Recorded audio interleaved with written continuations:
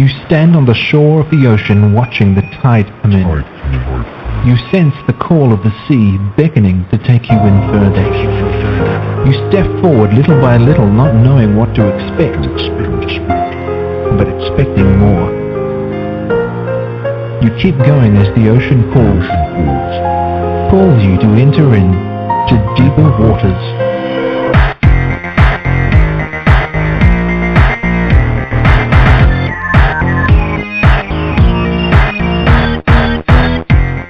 Everyone, and welcome to the Deeper Waters podcast. I am Nick Peters, your host, and we've got an exciting show planned for you today, and one that's going to be very gripping, I think. Make you really think about a lot of the issues, and I especially hope a lot of Christian women out there will be paying attention to this. We're going to be getting some sensitive matters, but it's important stuff needs to be covered, and I'm hoping I'm going to get this one up as soon as I can. Also, it just lets you know that right after the show, Allie and I are going to be heading out to the Miss Shining Star pageant, which is a beauty pageant that's held here in the area where I've heard there's going to be one in Nashville, Tennessee as well, for girls and women with disabilities. And yeah, I do have to make that little plug also because last year my wife was the first ever Miss Shining Star. So yes, guys out there, I can say I am married to a beauty queen. Very nice privilege to have. I really think the whole thing is great. And no, Allie's not entering this year because she wants another girl to get to experience that honor.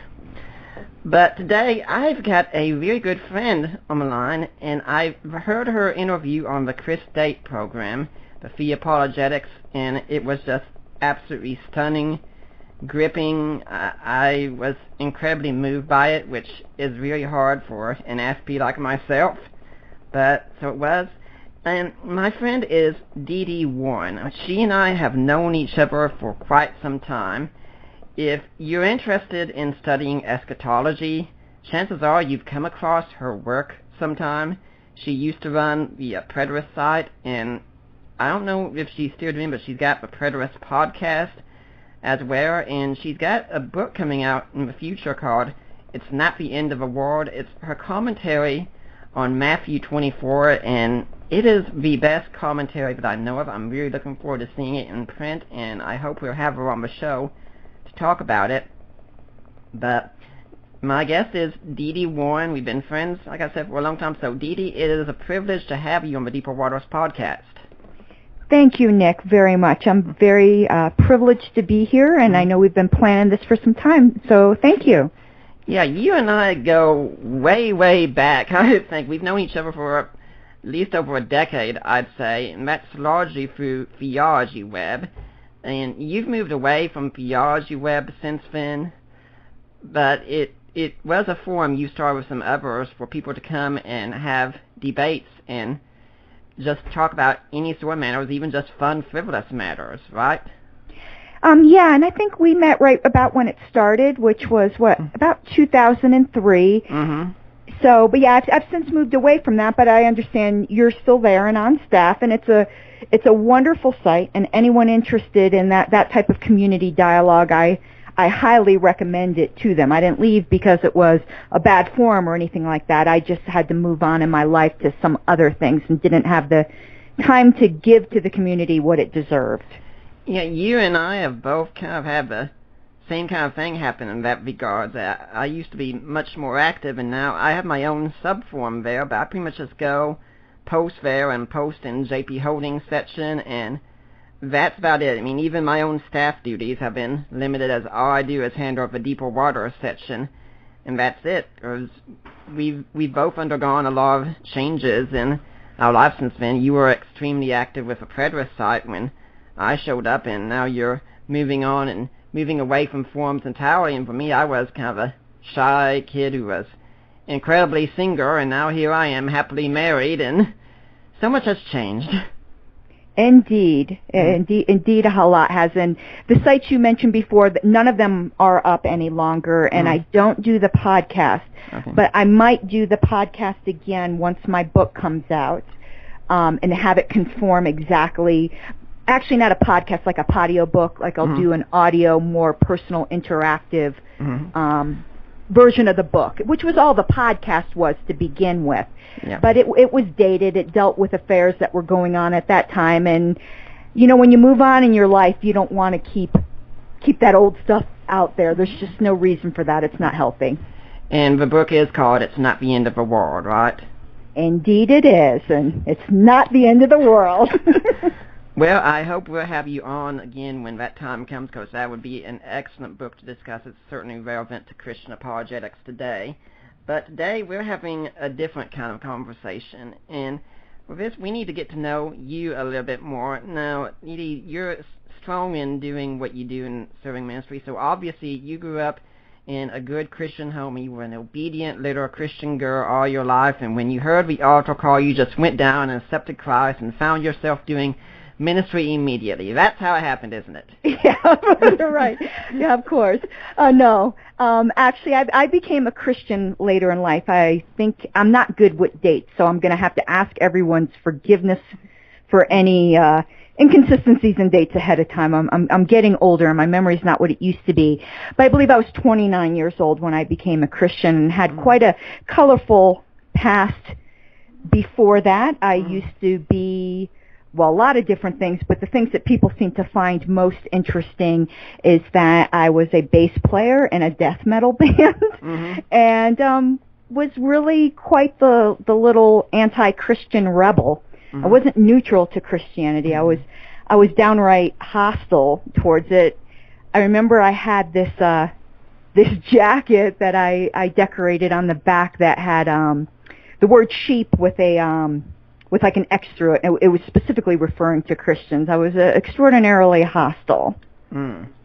Now, when you say you were part of a death metal band, was this a band that any of us would know about, or does it have any connections to any bands we know about? Or? Well, nobody would know about, well, the music's actually on YouTube. People collect those old tapes. I wish I never recorded any of those.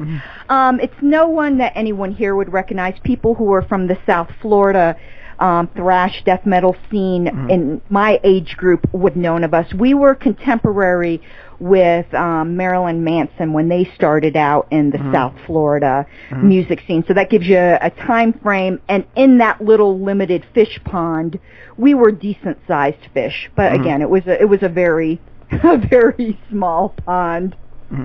So how is it that a death metal thrash girl who's totally resistant to Christianity and rebel against it ends up becoming a devout Christian? Well, not to get into soteriology here, you and I have some differences there. But then how do I do this without talking about soteriology? I mean, I can give you the facts, and then we can all make our own determinations as to what the supernatural grounds are. That would work. Yeah. My mom became a Christian a few years before I did, and I was really quite stubborn. She kept inviting me to church, and I was just too proud to go. As long as she invited me, I wasn't going to go, and I wasn't going to go on my own either. It's just stubborn. But my mom had got cancer. Ooh, Nick, you're going to get me upset. And I was at her deathbed, and she, just to make her happy, I promised I'd go to church the next day because I knew it would give her peace. And then, you know, I might have been a little bit, you know, I wasn't a Christian person, but I certainly wasn't going to break a deathbed promise. So I went, and that day, the next day, well, it was actually the week after because I had to handle funeral arrangements. I mean, she died right after I made that promise. Then the next weekend, it was just instantaneous. I mean, I was at Calvary Chapel, Fort Lauderdale. That's where I was saved. I believe my mom died on January 20th. By February 9th, I was a baptized active Christian. It was a complete, absolute turnaround and not anything I planned on. I didn't have any Christian friends or Christian influences or Christian anything. And if I'm correct, you still endorse Calvary Chapel to this day, don't you? Endorse is a strange word. Yeah. I believe they are a good Christian church. I would never say that that they're not promoting the kingdom of Christ. Right. But as far as endorse, I think their theology is a little whack. So on secondary issues and in good conscience, I couldn't send someone there who didn't already agree with them. But I wouldn't say they're not a Christian church. We just disagree. I'm Reformed, as you know, which some people may know as Calvinists, and they're not. And I'm a preterist, as you know, and they're not. And I just think those are two really important issues that they have wrong. But when it comes to the gospel, they're solid. But another problem, this isn't a Calvary Chapel problem. It's a mega church problem. I went to Calvary Fort Lauderdale. It's the largest church in the state of Florida. We had our Christmas services at Panther Stadium. I mean, there was like 26,000 people. And that promotes a culture that isn't good for the head pastor. And some people may know the guy who baptized me fell. He's a shamed pastor now. He was involved in sexual sin with multiple members of the congregation. I think the megachurch model sets mere mortal men up almost as demigods, and it sets them up for that kind of failure. And it's a shame because Pastor Bob Coy did an awful lot of work, an awful lot of good work. Now, also, since you mentioned the preterist aspect, I should point out, as I've said on blog entry, that you're in fact the reason I'm a preterist today, because you gave such a great presentation of theology of convention. I was like, okay, that fills in all the gaps I've got. Oh, wow, I didn't know that was what did it, so I'm glad I put the time into that. I think I've reproduced quite a few preterists. Yeah, I think you have too. But now let's get back to the main issue, though. And, folks, we are going to be getting really personal here, and Dee Dee knows about this, but she's ready for it, and I think her story can really help a lot of us. But when you were in your death metal anti-Christian state, I'm guessing there was a whole lot of sex, drugs, and rock and roll, wasn't there? Yeah, there was, but, you know, considering the story we're about to talk about, and just, you know, abortion and pro-life issues to begin with, I wasn't a sexually promiscuous person. I mean, by Christian standards, I suppose people would think so.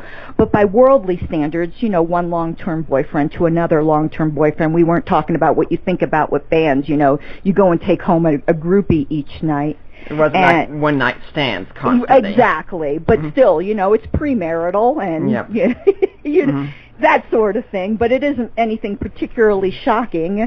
When it comes to things like that, I think I was pretty much the typical American girl. Now, one of the things that can happen with that lifestyle, though, is pregnancy can take place.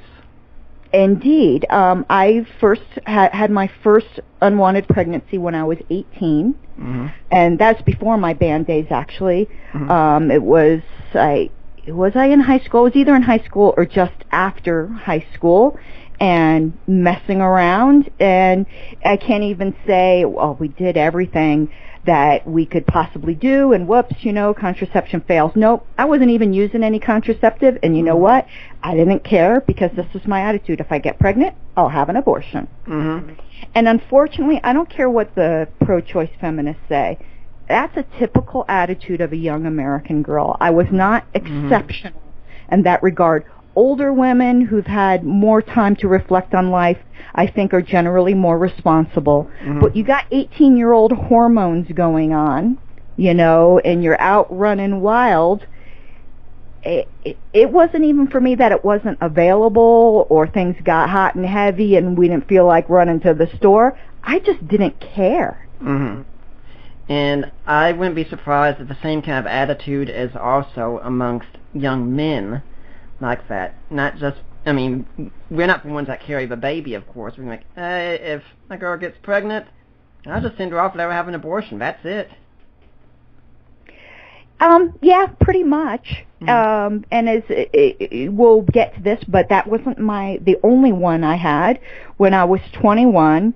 So 3 years later, already engaged to be married, so we can't really even give the whole, well, you know, there's not going to be a father, it's a difficult choice. No, not really. We were going to be married in 3 months, and or thereabouts, 2 or 3 months, and I just didn't want a baby.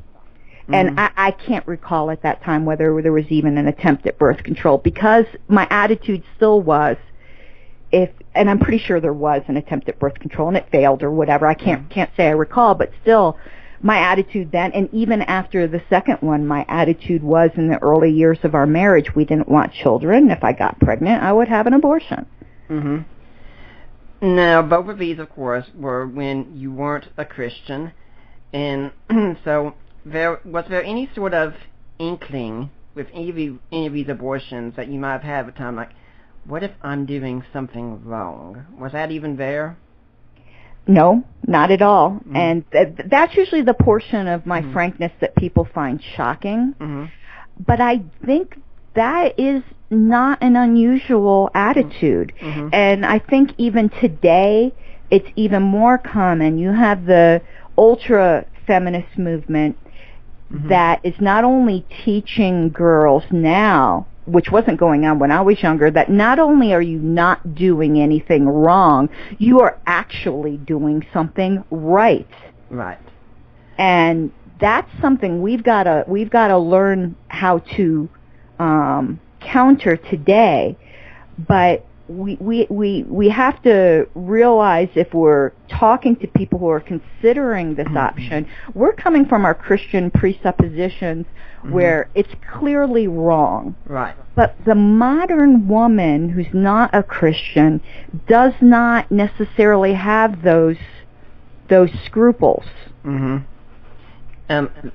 Winner, in her book Real Sex and Naked Truth About Chastity, has said that we also make a mistake with Christian youth, because we often tell them, if you engage in something like premarital sex, you're going to feel so guilty the next day. And says, well, actually, a lot of them wake up the next day and they feel just fine. And if they're told that, they might start thinking, church was not telling me the truth about that one.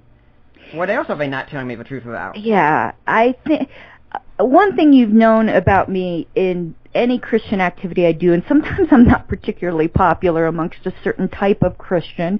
They're my brothers and sisters in Christ, God bless them, but sometimes we don't like each other very much, is we've got to be careful not to oversell our case.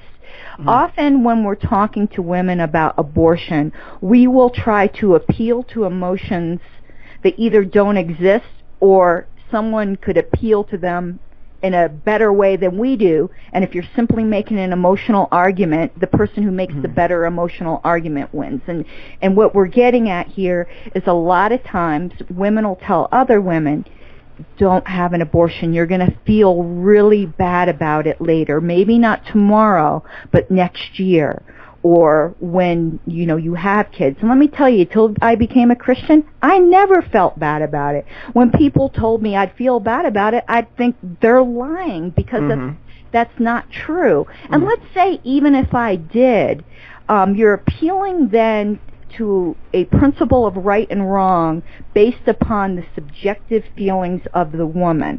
Whether something is right or it's wrong has nothing to do with how you or I or anyone else feels about it.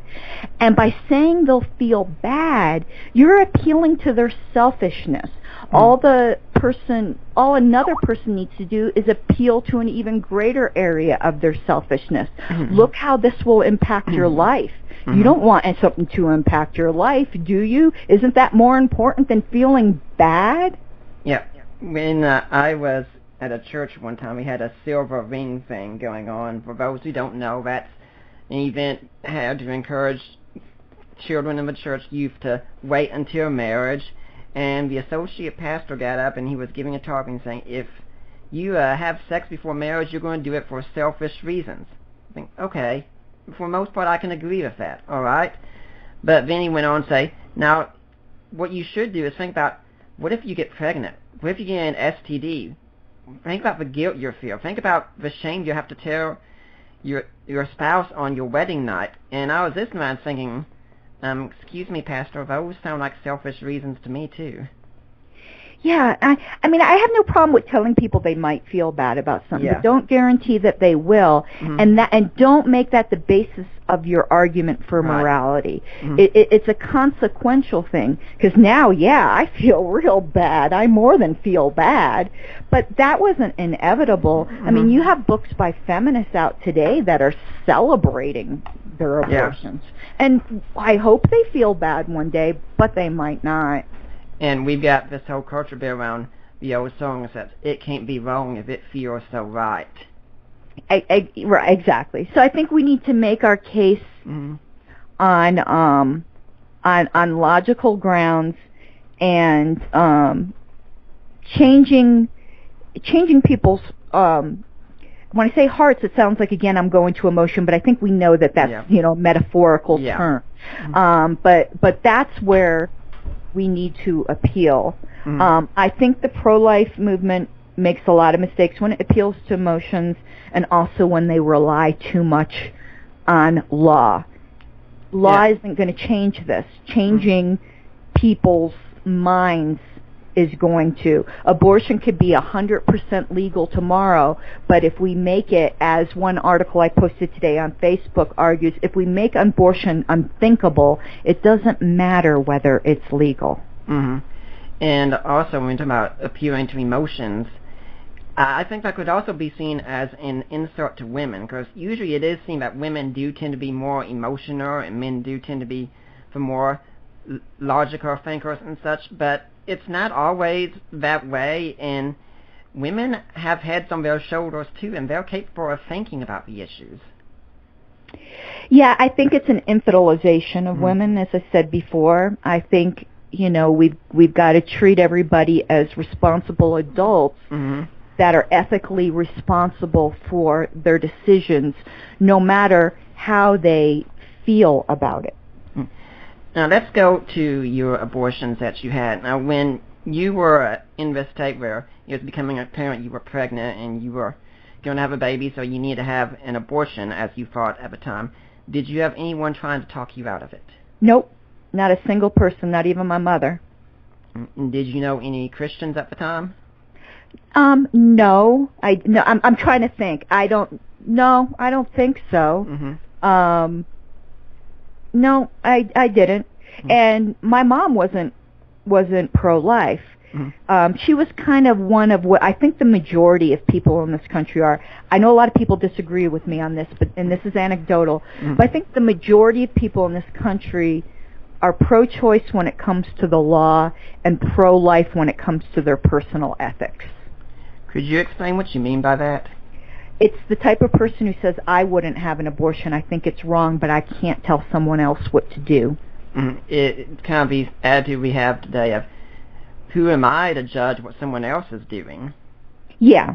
So I think, actually, pro-life people in personal ethics is the vast majority. I know we feel like we're in the minority, but I think sometimes when we're also talking with people, it helps to separate out the law from ethics.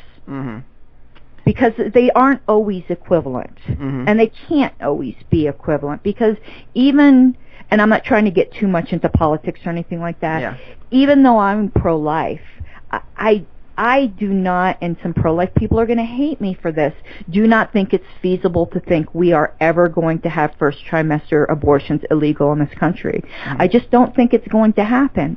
So I concentrate my efforts in changing people's minds, because it won't matter if something is legal if people just don't do it. Yeah, I'm kind of thinking, to use a lesser example, that many of us, when we're driving, we can see what the speed limit is, but how many people really make a conscious effort and say, ooh, I'm going to stay under the speed limit, where maybe they do and their GPS says policeman up ahead, and then all of a sudden everyone starts braking, but until then it's like, yeah, I see where it is. Don't really care, I'm driving safe. So I just believe pragmatically in focusing our efforts where it's going to do the most good. I think where we will get laws passed is 20 weeks and above, but here's the reality. That really is pretty rare. That is a drop in the bucket, and I think we will be successful, because I think it's monstrous that that's legal in this country, and I think most people, when they think about it, will agree. But the vast majority of abortions happen in the first trimester. I may be overly pessimistic, but I don't think the law is going to change on that. And even if it did, I don't think juries would ever convict people of that. So rendering it unenforceable.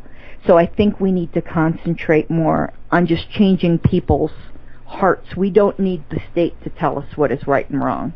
Which is, incidentally, the approach the early Christians took towards issues like slavery as well. Yeah, I mean, that's a whole other that's a whole other thing. But slavery shows us right there that the law can't be our ethical guide, because slavery was 100% legal. Now, you've been talking about the first trimester abortions. Which period were you in with your abortion? You remember? Both of them were in the first trimester. I'd say 8 weeks. And when you went to the clinic, did you encounter any pro-life ministries along the way? You know, sometimes my memory, the first time, no. It was at a little Planned Parenthood, and it was, you know, these feminists, and okay, let me just backtrack a little bit, because there's feminism and there's feminism. Right. When I use the word feminism, I'm talking about the ultra, you know, we know it when we see it. I can't even say, I call it radical feminism. And then there's the other feminism, which to me is more humanism. And I don't mean humanism as in not religious. Actually, a lot of Christians in the medieval period considered themselves humanists. They didn't mean that as no God. They meant it as an equal rights and striving for peace. And that's how I mean it. I believe women should have equal rights, but I don't believe it in the way that modern feminism does. So I more consider myself a humanist in that regard. So I'm not putting down women when I'm talking about disparagingly about feminism. I'm talking about a particular brand. Now that with that qualification, the feminists today love to tell us how compassionate abortion is and things like that. But let me tell you, at the first clinic, it was at a Planned Parenthood clinic, that wasn't my experience. All they cared about was the money. Okay, this is going to get a little bit graphic for some people. Okay, be prepared, people. If you've got small children, you might want to be careful. Yeah, well, I mean, it might not be that bad, but this is shocking, hard truth. My mom took me with my boyfriend, and it was what was called a twilight procedure. You might not be familiar with it. They offer you differing sedation levels. And I didn't have much money, so I kind of went for the bargain, and that's how I picked the Planned Parenthood clinic. They were advertised in the classifieds, you know, they had a deal going on, and halfway through, it was horrible, horrible agony. And I was screaming for something more for the pain. And the doctor was basically yelling back at me, "You didn't pay for that. Do you want me to stop? Do you want me to stop halfway through?" I mean, it was brutal. And the nurse ran out and got my mother, and my mother put up some more money to get me out of pain. Oh, gosh. You know, it's one of those things that I'm not even sure what to say at this point. I can't think of a doctor screaming. It would, and this is Planned Parenthood that gets our federal tax money. Now, the second clinic was different. They were actually very kind and compassionate. So I can't say all of them were like that, but the second one was a private place. It's actually I don't know if it still is, but it was the biggest abortion clinic in Fort Lauderdale. I think it was called like the Women's Health Center. Anyone who's familiar with Fort Lauderdale, Florida will know right there in the commercial by Federal, the pro-life protesters are always out there. So this is leading back to your question. I'm sorry, talking to me is like herding a cat. There were probably pro-life protesters outside the clinic at that time. I don't know if I'm conflating my memory of that visit with going by there to my job on a daily basis and always seeing them out there, and my activities as one of the pro-choice abortion clinic defenders out there. So I don't know if I'm mixing up memories, but the chances are pretty likely they were out there when I went for the second one.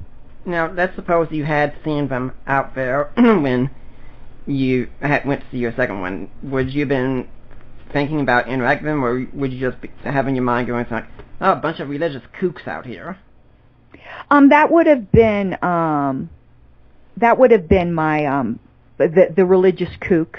Mm-hmm. When I was participating on the pro-choice side into being outside a clinic, I can't remember the exact wording of the sign, so this is going to be somewhat just maybe close and not exact, but I stood behind the religious person with a sign over their head with an arrow pointing down saying something like nutty fanatic. Mm. Yeah, that really doesn't help anything, you know.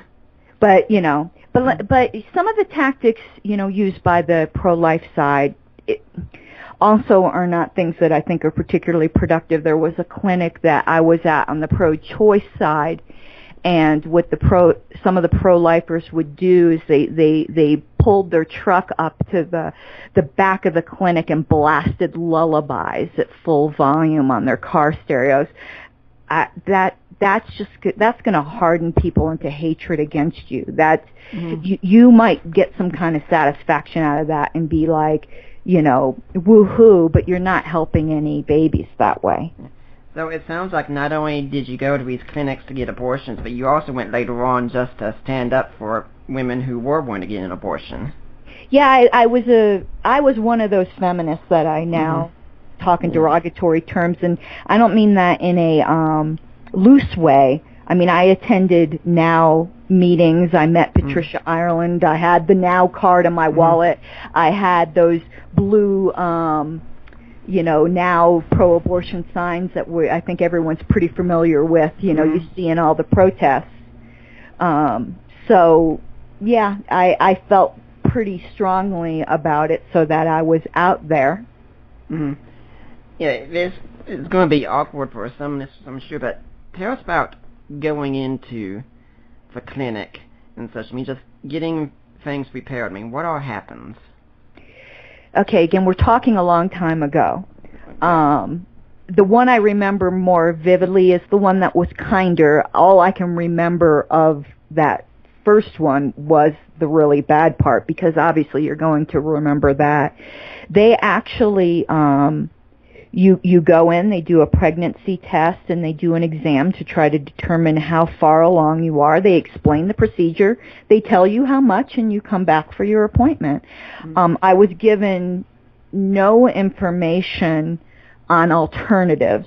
And I'm not necessarily saying that was their job. I'm just trying to give you facts now. At one point, I thought that was their job, and now I'm beginning to think, no, I'm advocating personal responsibility for women. You need to get educated. But I don't know. This is an area that maybe I'm a little wishy-washy on. I'm willing to be corrected and learn. You know that. I change my mind constantly.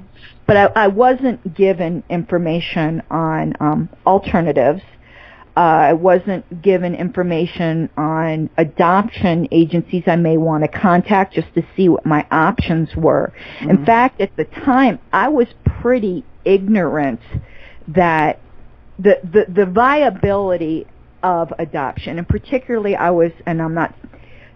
people please understand my heart when I say this, white babies are easy to adopt out. I was a healthy, young white girl, and I wasn't told that, and I'm not encouraging, obviously, black people to have abortions, but here's the fact.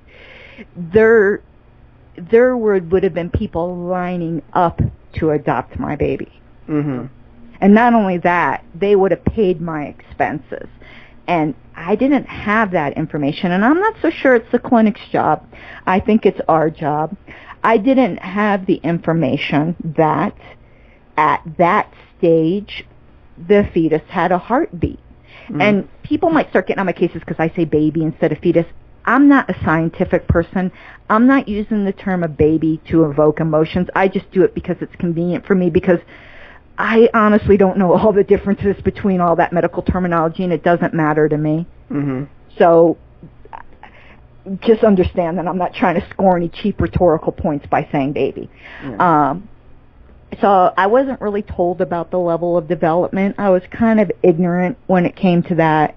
And I think as pro-lifers, we can do a better job at educating people to make educated choices. But here's one thing. These places, it's a business.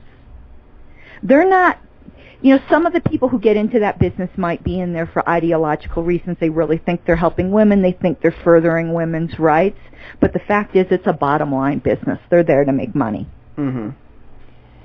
Yeah. When you're talking about this, also, I'm kind of thinking about Abby Johnson's book right now by Abby Unplanned, about how she used to work for Planned Parenthood and was thinking she was doing so much good, and then one day it just all broke down.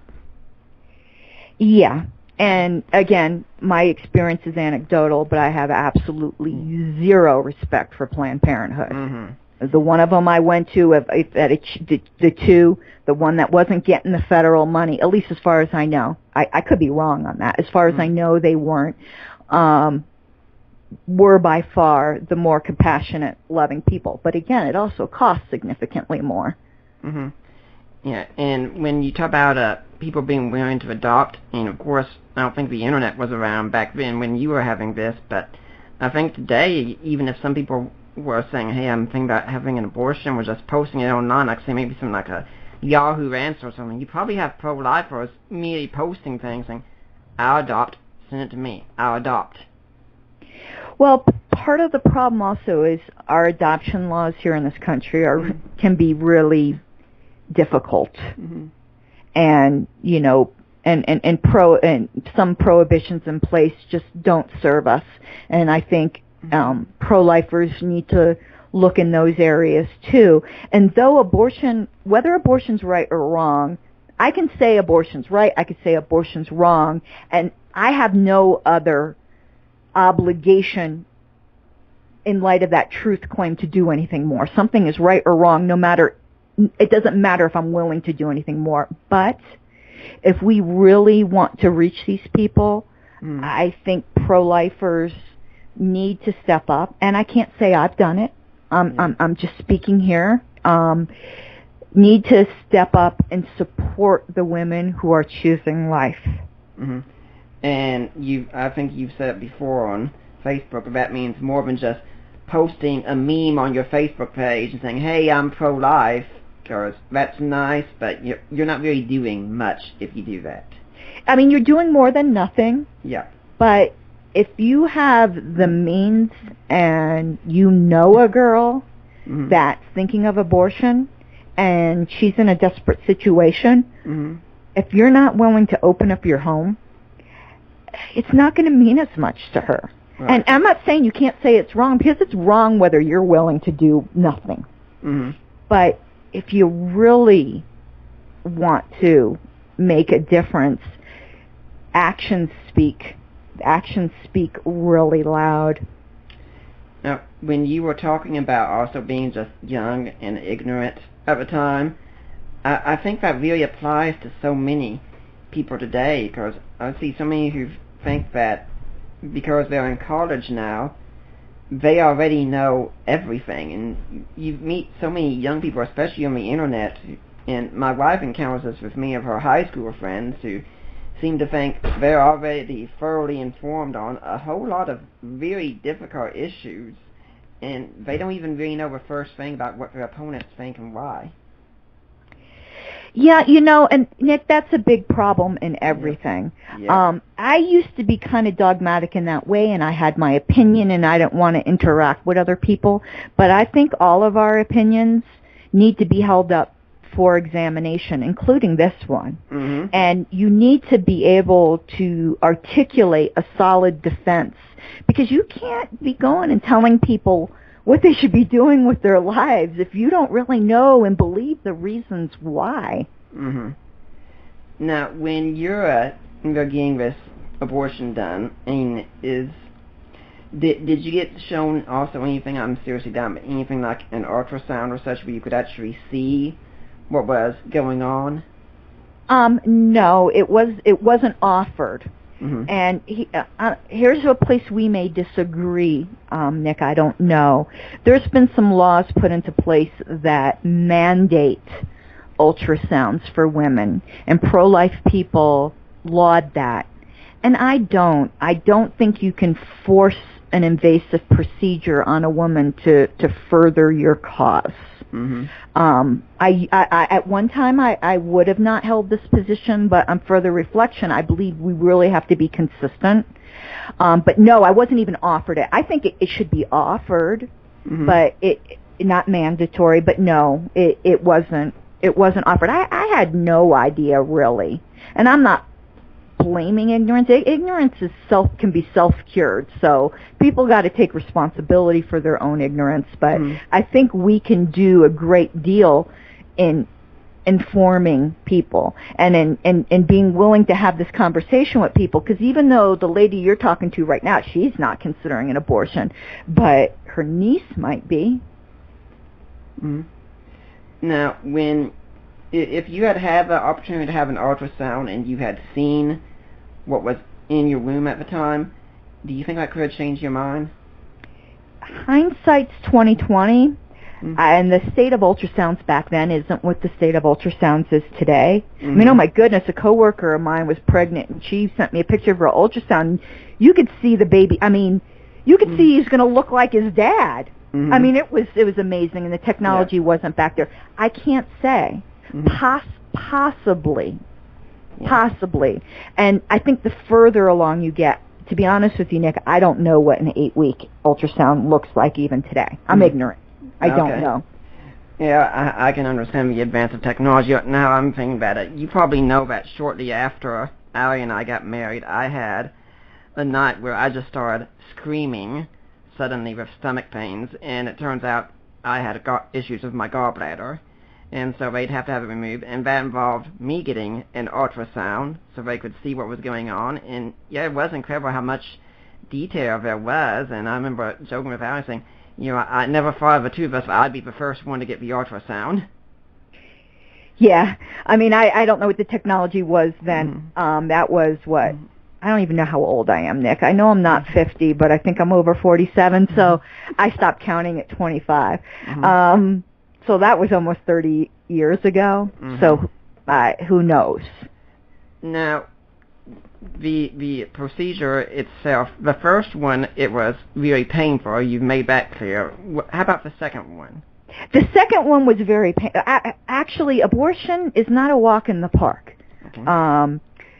But having the first one in that terrible experience certainly wasn't bad enough to keep me from having a second one.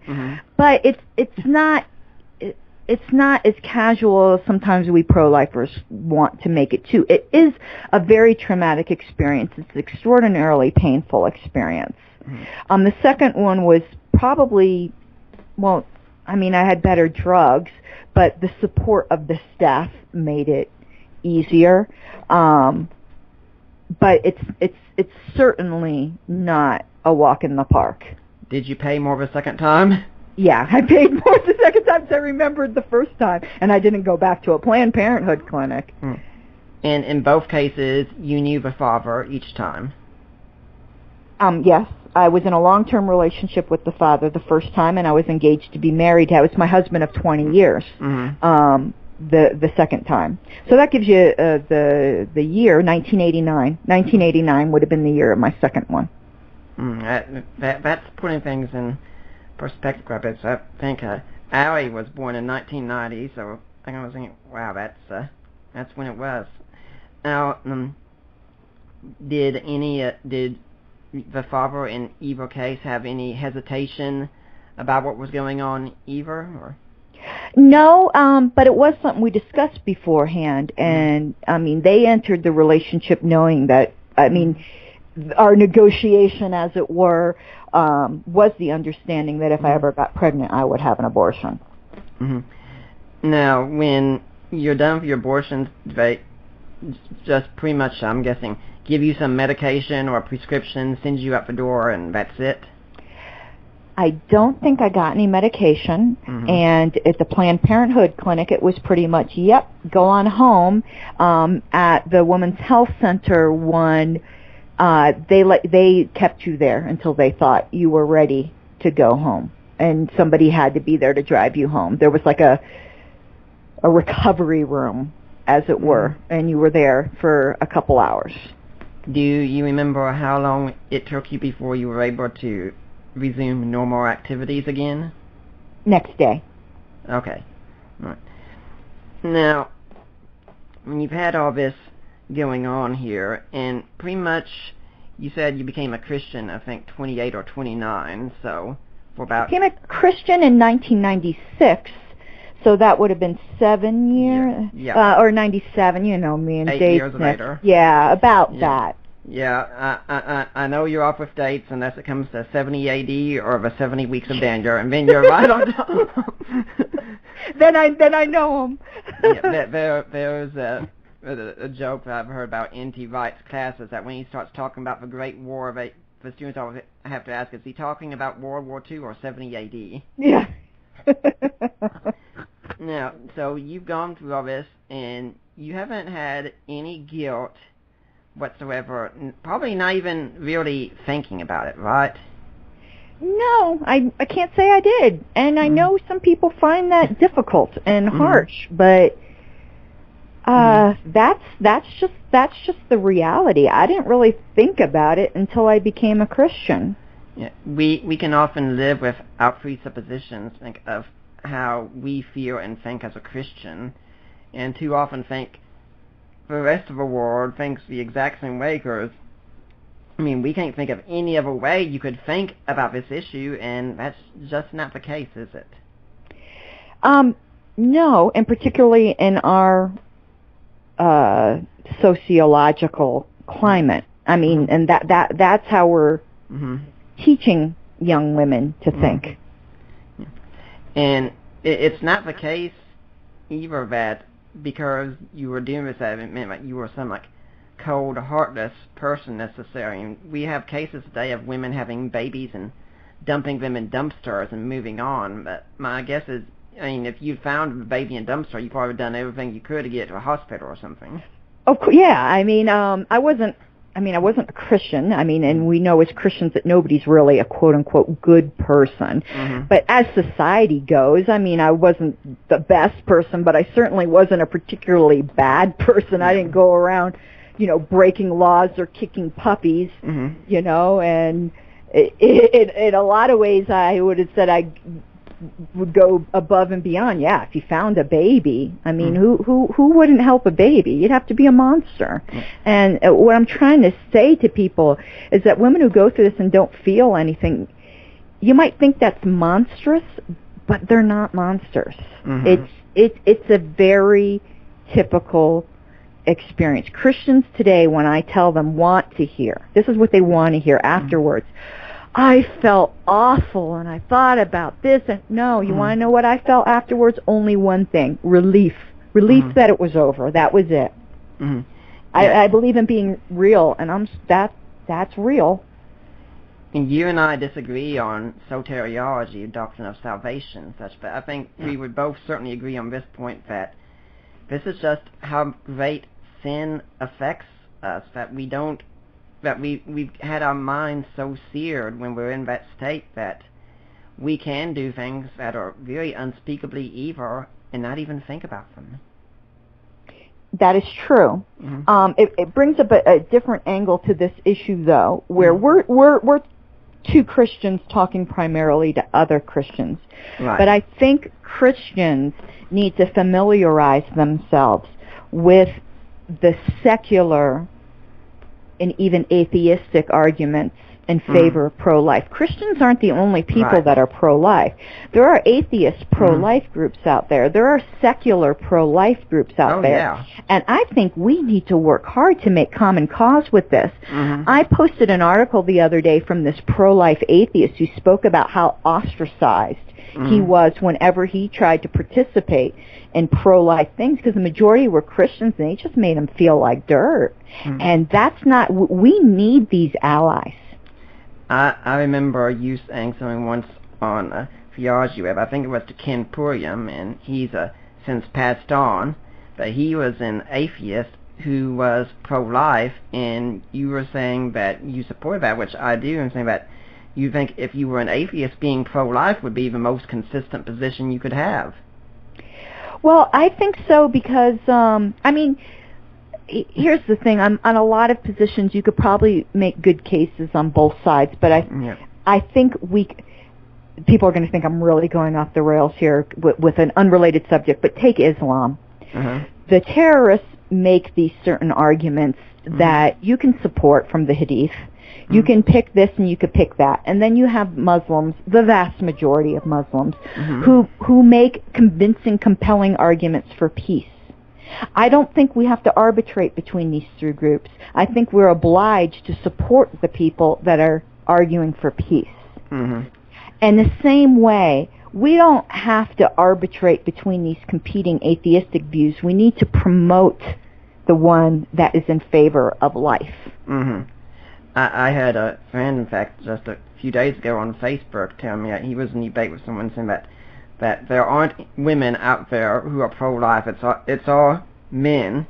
And I said, well, he just needs to listen to my show and find there are several guests out coming on who are like that. And then I, in fact, sent him a link to the Secular Pro-Life Alliance.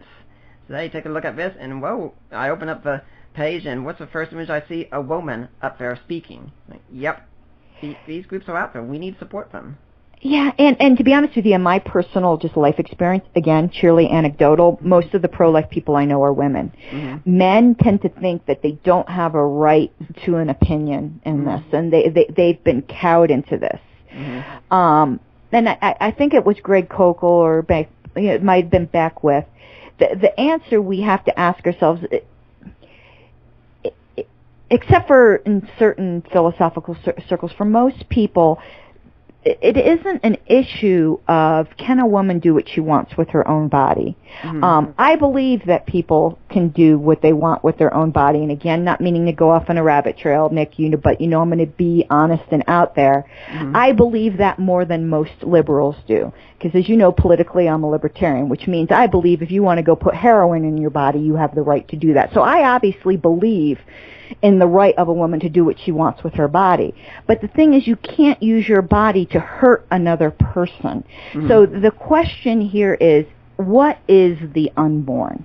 And we need to answer that question. And men, as I said in Chris Date's show, my favorite saying, and the thing that got to me, the one sign or slogan that when I was outside of abortion clinics as a pro-choice person that ever affected me from all these religious people was a guy walking around with a T-shirt that said, "As a former fetus, I object to abortion." And that seems silly, but that stuck with me. What's it's been 30 years? And that stuck with me because I, too, as a former fetus, I, too, object to abortion. And in that respect, men, as former fetuses, also have every right to object to abortion. When we make this merely about the woman's body, I think we're missing the greater issue. Because once we decide if the unborn is a human being with the same natural law, I'm arguing from a secular perspective even right here, rights to protection, then it's not just the woman's body. Then you have to argue, do you have the right to use your body to kill someone else? And that's where you have to deal with these arguments. And some people will actually concede that it is a human being, but they argue that the woman's right to liberty with her body trumps the fetus's right to life. And that is a clash. And we have to see. Here's another problem with pro-lifers in one respect, Nick, is we don't respect the strengths of the opposing person's point of view. I don't think we will be effective pro-life activists or apologists or however you want to refer to yourself if you don't recognize the strength of the bodily autonomy argument. It is a strong argument, and you have to be able to defeat that. One point that I've made repeatedly is that when we look at the reasons women have abortions, many of these reasons we'd agree with. See, I'm not ready to be a parent, I'm not financially stable, I want to go and have a career, and many of those, we look and say, those in themselves are good things. You should want to be financially stable. You should want to be ready to be a parent when you have a kid. And you should want to, if you want to have a career, that's fine. I mean, not every woman wants to have a career, but if you want to, that's fine. And we have to realize these are good reasons why women want abortions, but it doesn't mean the abortion itself is a good thing. Yeah. Except in cases of rape in which this argument wouldn't apply, but again, those are very rare. Yep. The woman used her body in a consensual way that brought a third party into this equation, the fetus. That third human being had no choice or consent to be entered into this. You just made, through your consensual actions, another human being helpless and dependent upon you. You have an obligation then to that life that through no fault of its own is helpless and dependent upon you. Mm-hmm. And that's the secular argument that you can make in favor. Now, I obviously could add all kinds of theological arguments to that. Mm-hmm. But, I mean, that's the way atheists or secular non-Christian persons would argue. And if you were an atheist, imagine you think that you're here just from the luck of the draw. There's a unique being that is never, ever going to be brought into existence again. Mm-hmm. I mean, it's a sobering thought. But we also can't discount the weight of the other side in which they say, do you realize how psychologically and physically traumatic a pregnancy can be? Yeah. But you know what? Unless you were raped, that's a risk you took. We all know how babies are made. Yep. And you be a responsible adult. The same responsibility you're showing where you're not financially ready, you have too many children, you don't want to be a mother. Then if you really have decided that you never want to have children, then you should get yourself sterilized. I mean, you can't kill another person because of that. And yeah, birth control does fail, but it is pretty darned effective. We like talking about these exceptions, but the vast majority of abortions would be prevented by people being responsible for birth control. And here's also where Christians and pro-lifers shoot themselves in the foot. And I'm going to make enemies with this statement, Nick, and you might not agree. But our opposition to birth control sometimes, and some Christians do oppose birth control, is costing lives. Mm-hmm. And the scientific fact is the Plan B pill is not an abortifacient. Our opposition to this is costing lives. Mm-hmm. And you may disagree here, but science is science. It's pretty certain. And let's say there is a tiny chance. You want to know what? There is a tiny chance of a woman who wants a baby when she hops out of bed and runs to the bathroom might have done something to dislodge it. Do we have the obligation to ensure 100% implantation? I mean, we have to live in this real world. Mm-hmm. You tell a woman who gets raped that she can't even take the Plan B pill the next day, you're really putting yourself in an impossible situation there and arguing your case. Now, I know many Christians disagree with me. The owners of Hobby Lobby would disagree with me, but you're here for my particular pro-life activist point of view, and that's it. I think birth control needs to be widely available across the counter. Now, when it comes to also with talking about how we need to make a secular case, I think most pro-life ministries do this. You see this, I'm sure, from Life Training Institute and others, because too often I see Christians on message boards, like say under a news article, they have comments, and it could be on any issue such as homosexuality, abortion, or anything like that, and all they're doing is quoting Bible verses.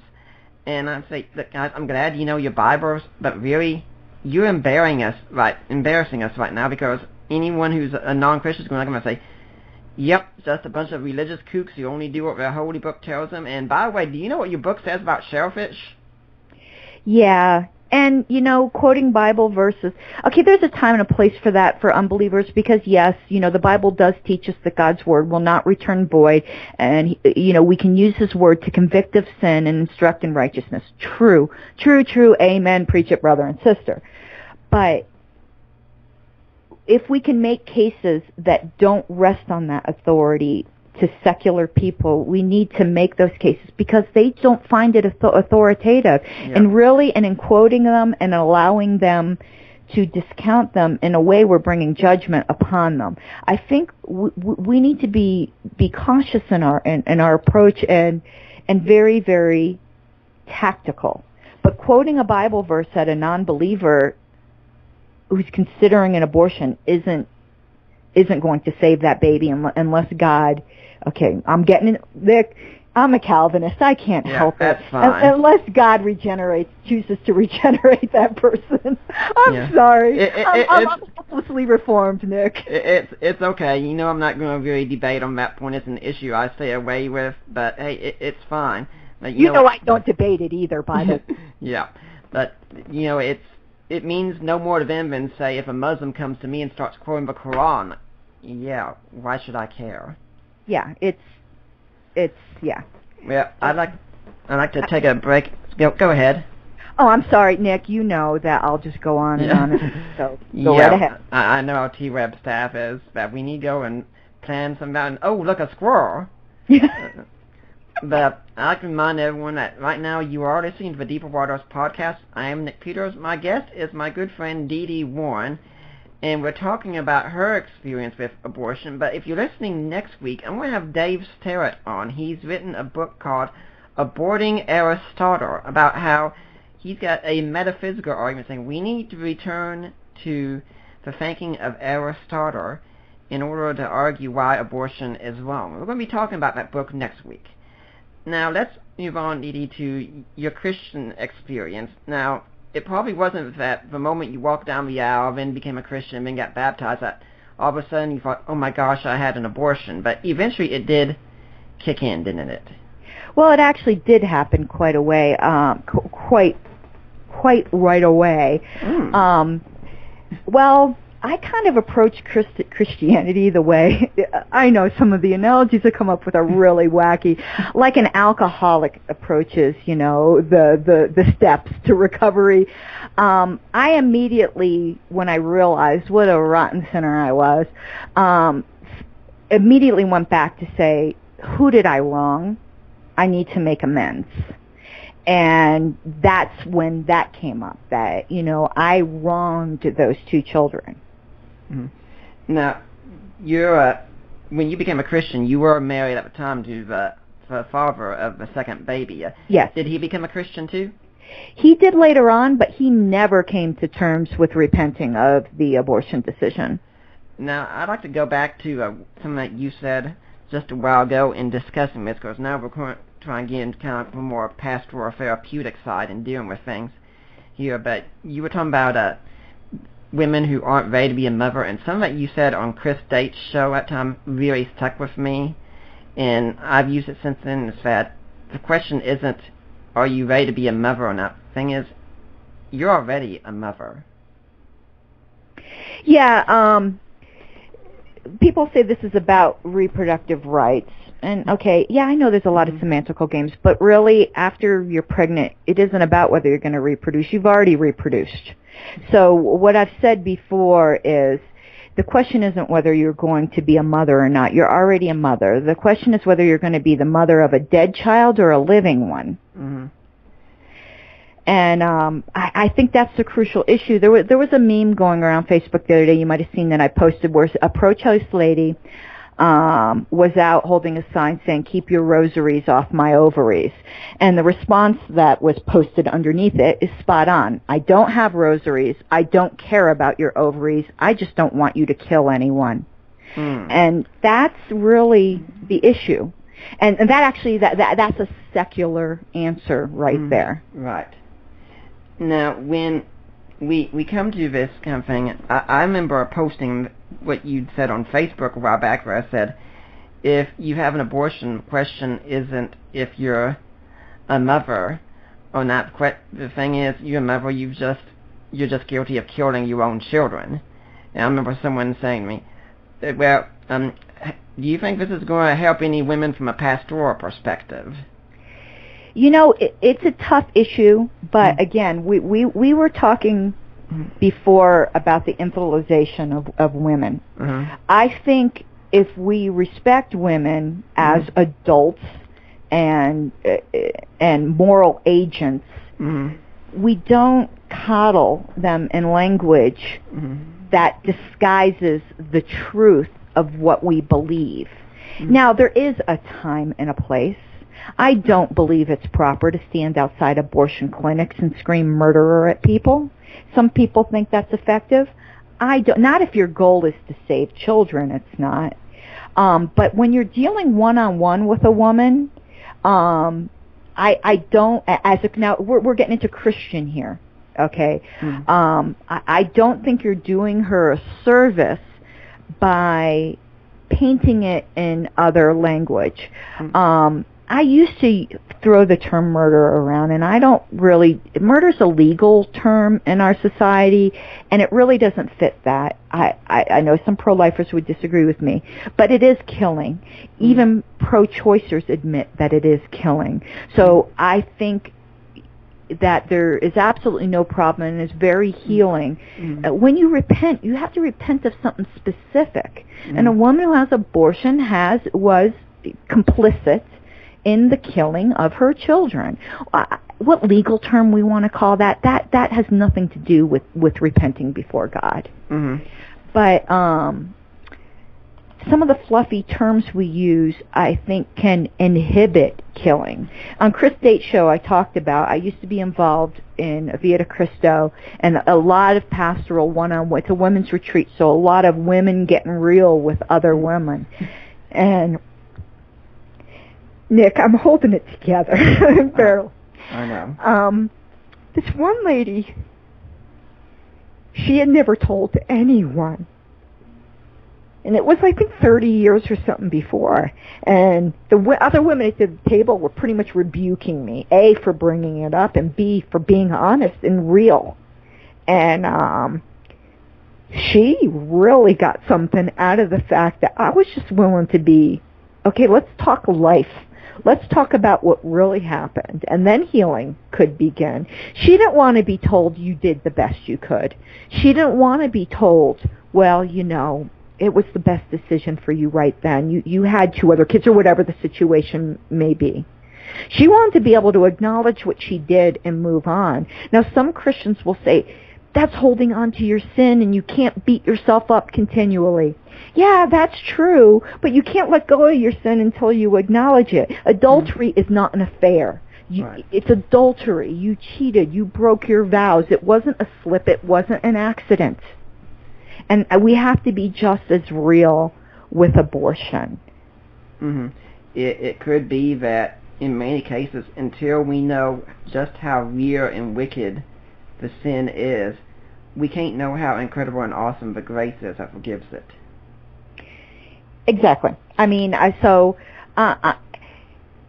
in defense of your friend's comment, perhaps Facebook wasn't the place to post that, but there is a time and a place to say that.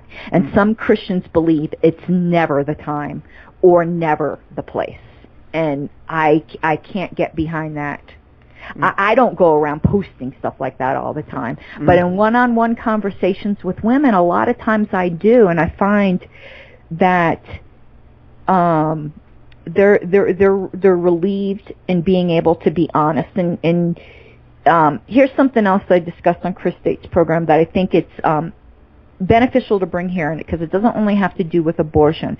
When you're in a pastoral situation, even with friends, I'm not talking about officially being a pastor, because obviously I'm not a pastor, right. With other Christian people, and you start talking about sins and burdens, it's called giving the gift of going first. And what that means is, why don't you start? And when you start, don't confess something stupid like, I don't read my Bible as much as I should. You know, oh my God, I can't, you know, and I know some Christians probably just got offended. I said, oh my God, I'm sorry, I'm not trying to offend anybody. I don't believe that's blasphemy. But I don't want to offend anybody. Right. But don't do that.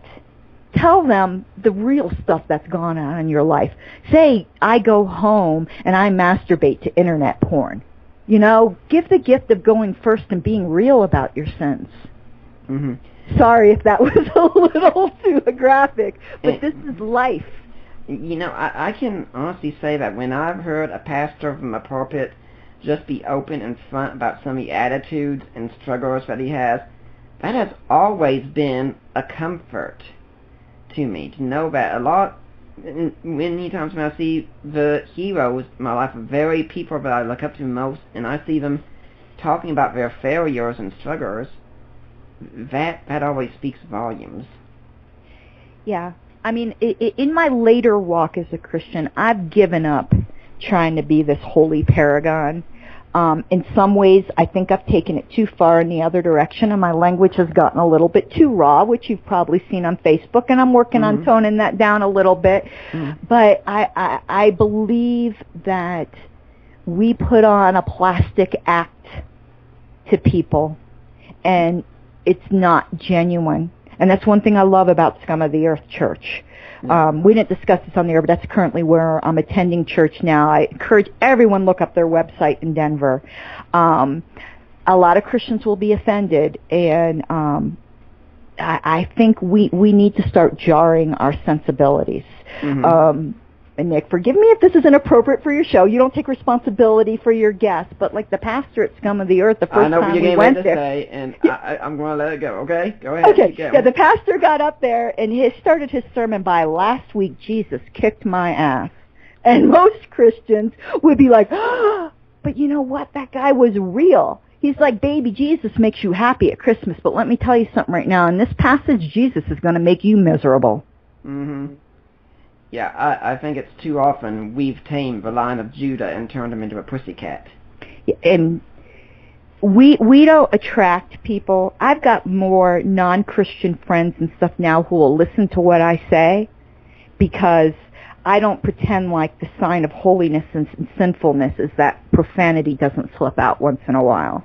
Yeah. And I'm doing more to try to... I think I'm doing more now than I did when I was the caricature of the Christian. Yeah. And I think that's too much of what the church is doing. And can you go too far the other way? Of course. Yeah, what I've said before is that too often many Christians live in these nice little safety bubbles where they go and just give each other pats on the backs and accent. Usually these safety bubbles are called churches, or sometimes small groups, and we just isolate ourselves, and when we do that, we can't impact the culture. We can't fulfill the Great Commission at all. No, and well, you know what I call them? I call them the Christian ghettos. And we love our Christian ghettos, don't we? And our Testament gum and, whatever the newest fad is that's going around. Yeah, we had when the last church we went to before we went to this one that we're at now and that we thoroughly enjoy, and I encourage everyone to check the website of A Point Knox. That's where we go. And anyway, there was a small group going on. It was just me that night. I was home for some reason. I don't remember where it was, but I was the only one of us that went. And we were talking about evangelism, and everyone started talking about their testimonies over and over. And I was this man. You can imagine I was internally starting to freak out a bit at this because I think, oh gosh, I see where this is going. And so I started telling people, said, it's great that you have this, but you're going to need to have a little bit more because someone can come up to you and say, that's great, I'm glad you found something that works for you, but it's not for me, and then you're not going to have anything to say. And I was getting ready to go on, and I just got cut off. And yeah. Yep. Yeah. Anyway, yeah, you know how I feel on that subject, and actually, that's kind of a lot of how Theology Web was run. I mean, we were both in staff and privy. You know the types of conversations I had with staff behind the scenes, and what I'm saying to you now is perfectly consistent with the way I ran that site. And I think that's what we need to strive for. Yeah. A lot more a lot more actual engagement rather than shouting down or silencing people. Like, for instance, at T-Web, we had some people who were just outright racist and outright misogynist.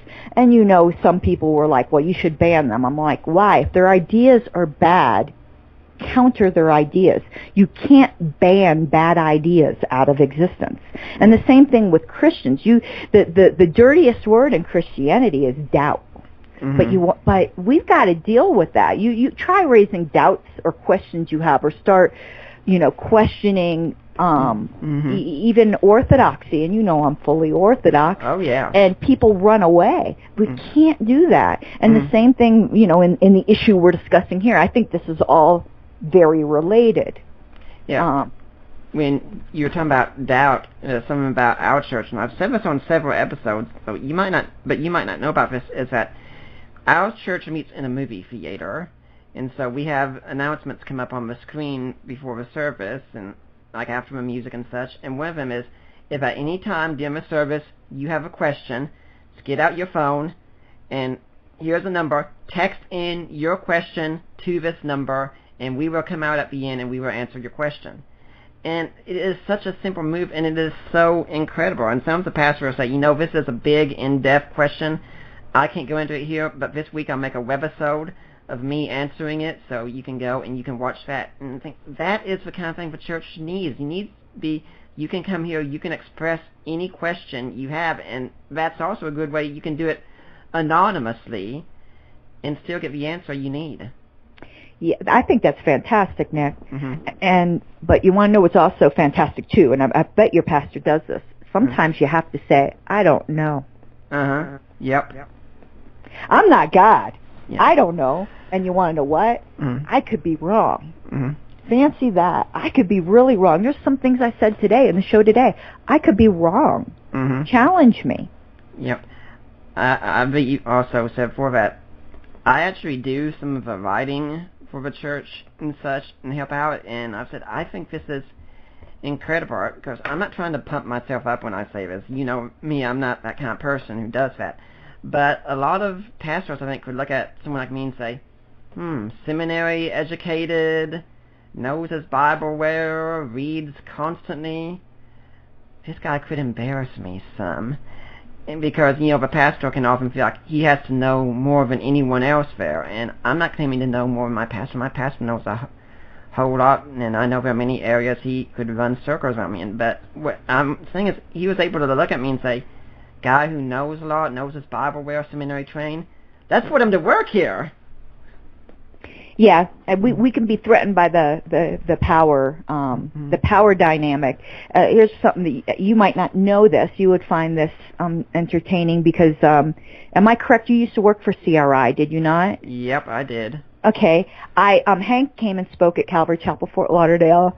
And in one respect, I'm kind of embarrassed about this. I used to be quite the zealot in some of my views, where I would corner teachers and be like a rough like a dog, just at them. And I think I know where you're going. Let's go. I was kind of like that with Hank. And the subject was young earth creationism, which I really don't hold to the zealousness that I used to, but I used to be quite zealous about it. And there was a question and answer thing afterwards. He was answering questions, and someone else stood up and started asking him questions. And he looked around and he looked for me in the audience. He goes, "Why don't you go ask her? She knows more about it than I do." Wow. That was like, and I respected it. I thought it was funny too, because he was like, "Oh no, not another bulldog." But I think we've got to be willing to do that. I don't know. Why don't you go ask that person? They know more about it than I do. Yeah. Well, at this point, it's a little bit earlier than I normally do, but we're getting into more personal stuff here. So I'm going to let everyone know that what you're hearing right now, it's all listener supported by people like you. And I really encourage you to give. And in fact, if you want to do that, we've got a new place you can go to. Normally you could go to deeperwaters.wordpress.com and click the donate button. But now we've got a website set up. It's in a nascent stage. We're still working on, still doing some things with it. I owe my thanks to Darius Brock, who's doing an incredible amount of work. He stayed up all night before working on the website, not because I told him to, because he wanted to. He set this all up on his own because he wants to get this stuff out there. So you can go to deeperwaters.ddns.net, and there is a support page there. I'm looking at it right now. Now the way this works is you click on the link, the first one where it says donations can be made at this link. You click on that. That will take you to Risen Jesus, the ministry of Mike Lacona, my father-in-law, and you can make a donation there, and then you email me, apologianick@gmail.com, and there's a way to email me on the website, or you email Debbie Lacona and say, hey, I made a donation. I want to go to Nick Peters. I want to go to Deeper Waters, and they will make sure we get taken care of. Your donation will be tax deductible, and if you can be a monthly partner, that would be even better. And also there's a link to books that I've written or co-written on Amazon. One of the latest ones I'd like you all to know about is the one, A Creed for the Ages, My Look at the Apostles' Creed, which I wrote because my church regularly recites the Apostles' Creed. I want everyone to have that information there. And of course, I'm also pleased with an older one, the Defining Inerrancy, that J.P. Holding and I co-wrote together, dealing with Norman Geisler's critique of My Father-in-Law Again. I encourage you to get that one as well. And at the WordPress site, there is also an Amazon store that you can go to. I think that actually is at the deeperwatersddns.net site as well, and you can buy books that you hear about on the show. And if you're going to buy them anyway, buy them through that link, and we'll get a small proceeds of what you purchase that way. Any one of these would be really helpful, and we'd really appreciate it. And also, like Dee Dee, it makes me really happy when you leave iTunes reviews of my show. There aren't many, so please leave some more. People let me know what you think. And do you have any organization that you'd like to encourage people to support? Well, not anyone that I'm particularly involved with, but I think Christians who care about pro-life issues and children need to get on board to help support the ones that are here. I used to be, and I will be starting again, was a long time supporter of Compassion International. And if you're not doing something like that, you're not really putting your money where your mouth is. I mean, that's not trying to put a guilt trip on anyone, just saying yes for my opinion. I'm not presently involved in any sites or ministries or anything. Right. There's absolutely nothing I could ask for myself. But if you care about children, do something for children. On a little side note, though, can you tell us about something that will support yourself some? Can you tell us a little bit about when your book will be coming out? Do you have any idea? Well, it's done. It's completely written and edited. There were 4 people about, and I don't want to say their names in case they decline. I'm not trying to put them on any kind of pressure trip, that I asked to endorse the book, and they need time to read it. It's just on one chapter, and it's 260 pages because I can be long-winded. So till April is when these persons said they would need. So it's sitting, waiting for potential endorsements. When those come in, I'll be submitting it to Zulon Press. And their time frame is about 90 to 120 days to print. So if you go to April, I'm bad with math, and hopefully you are, and add 120 days to that. July and August. Yeah, so that's about when it will be out, but it's done.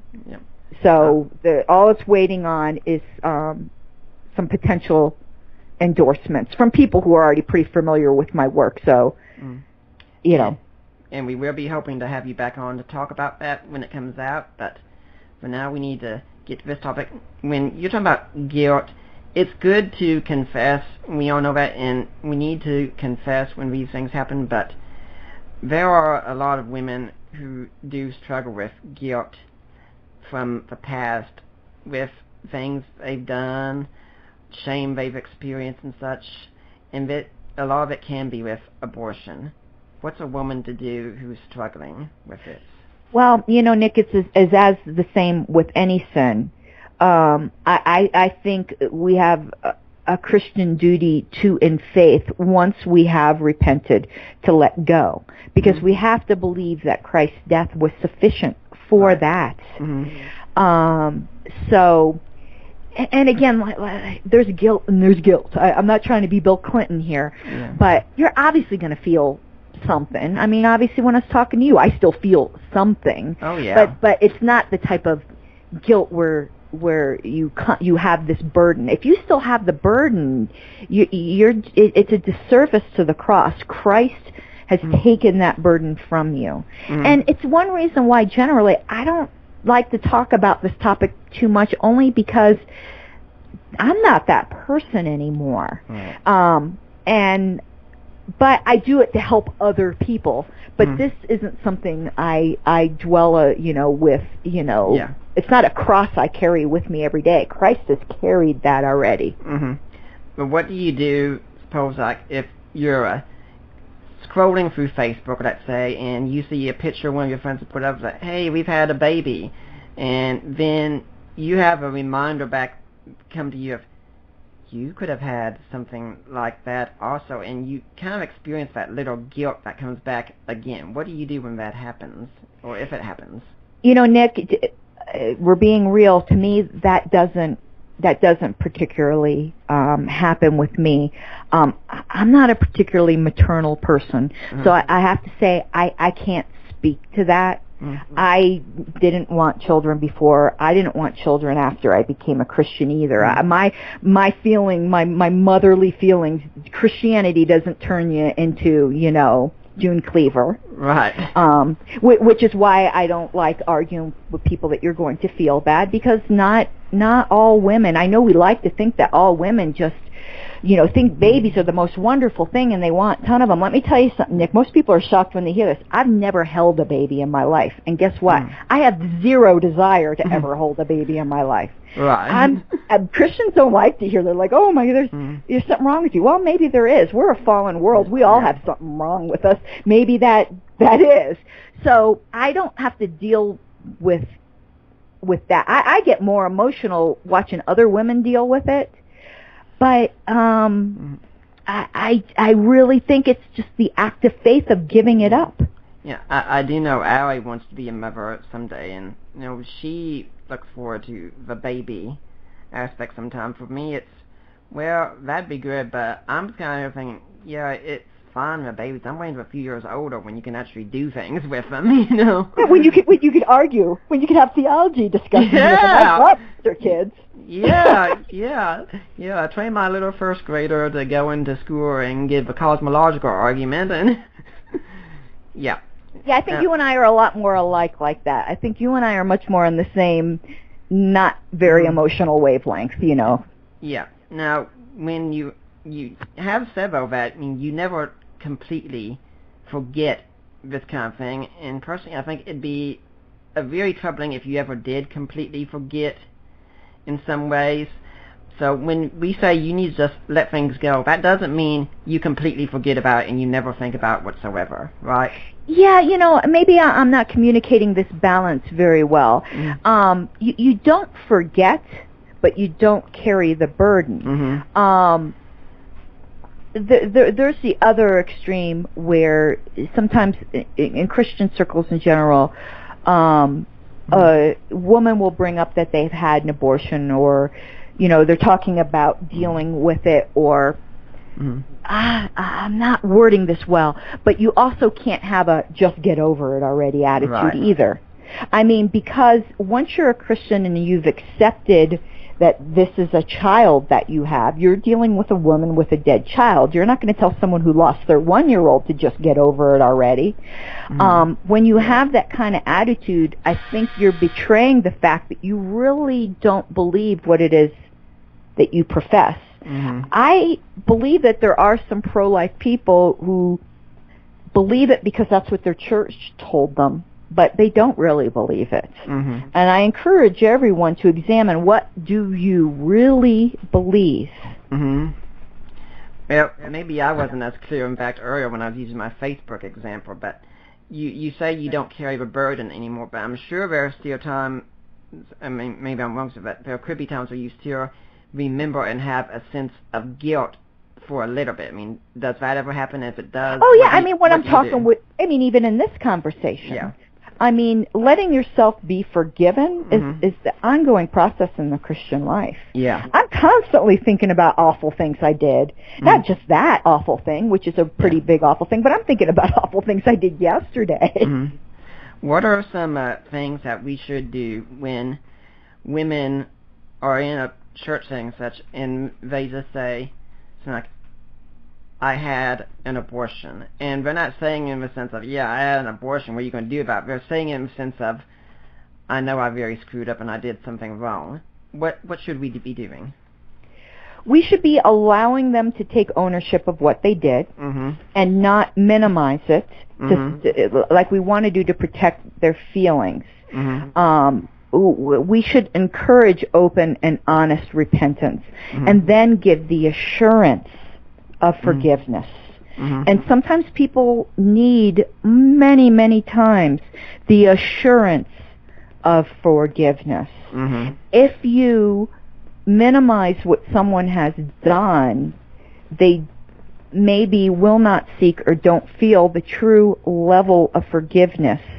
I mean, we all like to say all sins are the same, but they're not. Right. I do not need the same level of forgiveness for stealing a pencil than I do for being complicit in the murder of a child. Murder is not the word I tend to use anymore. In the killing of a child.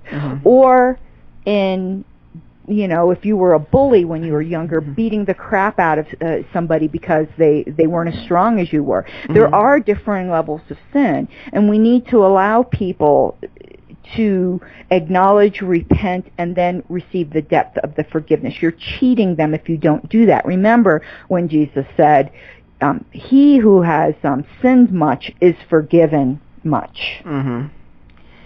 And a lot of times I think some of us could be saying, I'm not sure what I'd say, but if you're in that in-person context, one of the best things to say at that time could be absolutely nothing. Just let the person cry out their tears or whatever it is they have to do.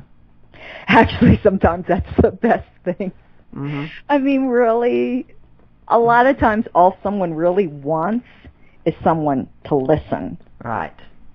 I mean, women, I think, intuitively know that more than men do, no offense. Men always want to fix the problem. Yeah.